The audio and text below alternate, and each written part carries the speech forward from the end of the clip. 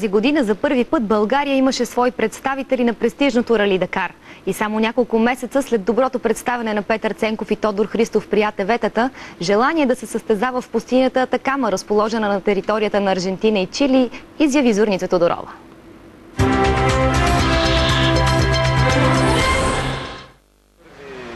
През 2012 година тя ще стане първата българка участник на Рали Дакар.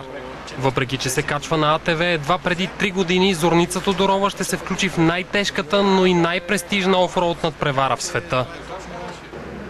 Дакар винаги е било една мечта за мен. Може би доскоро не съм си представила, че може да ми се случи толкова близо да дойде тази идея до мене. Надявам се всичко да върви по план и да успеем да реализираме това участие. Ралито обаче е само хоби за Зорница. Извън състезанията тя е успешен строителен инженер.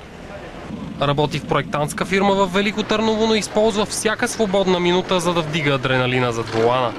Аз отдавна съм така закърмана с бензин, може да се каже, от малка, но благодарение на Тодор Христов и състезанията, които той организира, всъщност навлязах в сериозния спорт.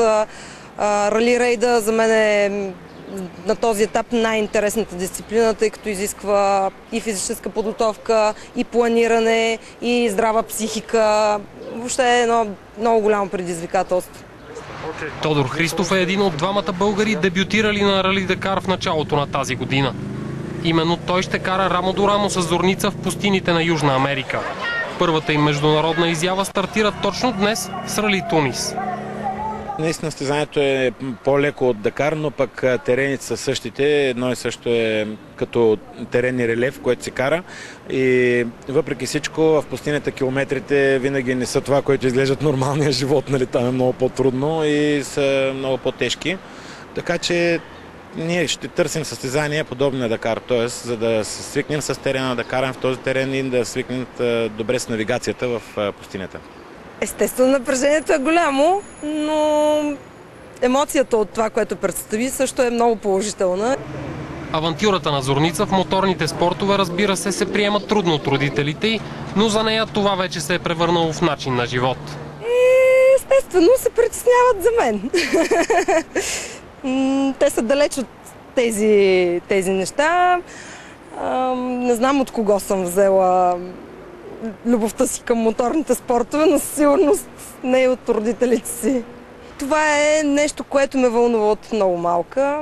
Преди съм карала мотоциклети, пистови и така нататък. Сега, тъй като и движението по пътищата е още по-опасно, минахме на офроуд състезанията. Това беше Зорница Тодорова, първата българка, която ще стартира на Рали Дакар. За TV7 Петър Стоянов.